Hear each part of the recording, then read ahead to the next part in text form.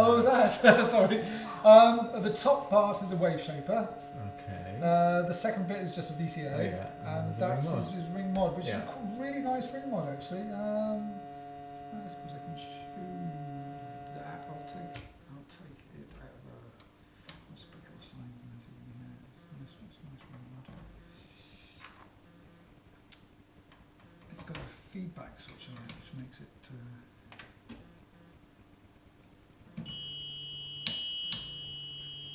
So feedback off on this.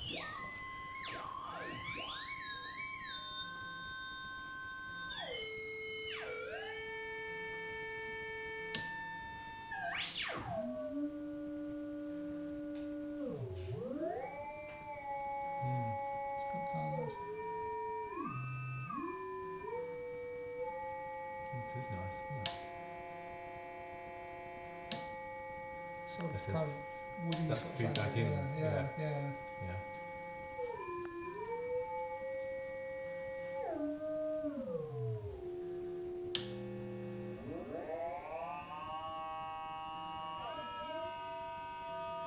Yeah, that's a good one, isn't it? Yeah, it's a nice ring mod. And it's not just a chip in there, it's its no, own design. Yeah. And the other nice thing about it, it's got very little bleed through. So you don't get. I've been, ring modulating pianos with it, because I love treating real things. Yeah. And it's great for that. So I'll go buy another one off him. But yeah, that's really good. There's a few modules that he's made that are the sort of things you're not going to use very often, like this triple event timer. Have you seen that? No. I won't bother setting the patch over hours, but what it does, basically, it gives you three trigger outputs, so you can feed into it, say, a rising sawtooth, and depending on where in the cycle you set these trigger points, it'll output a trigger.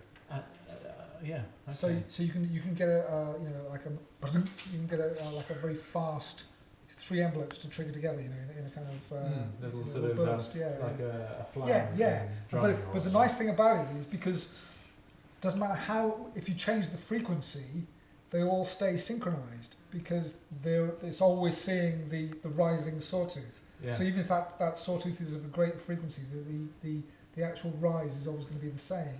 I see. It'll spot when it hits that point that each point, time. Yeah. Okay. So it's great. And the nice thing, you think, well, that is, you can use it for that, but you can also use the outputs to trigger an envelope generator on a much slower thing. So you could use one for, say, pitch, and the other for panning, and another one for, I don't know, filter control or whatever. But you can if you think about what the actual uses of the module, it's quite, you can do some other, quite interesting things with it after a while. So what do you use for panning, for auto panning? Is there anything particular that you like? I don't tend to use the modular itself. I'll do it with this one more, because this has got stereo outputs. I don't have stereo outputs on here. But although I do patch it all together, but because there are one or two rack machines that I've never owned, which I always wanted to. Really. Yeah. I tend to use. I mean, there used to be some great. The spanner. Pan scans and all those things. The nice things about those, which nobody seems to do, is triggered pan. Well, triggered pan that triggers at a threshold. So if it receives a sound, a level at a certain level, then it'll trigger. That's great. But nobody seems to do that these days. Even in software, you don't see that. Oh, yeah. You can do it pluggo or something, as a plugin. But most people's panning doesn't. People don't seem to have got back triggered pan.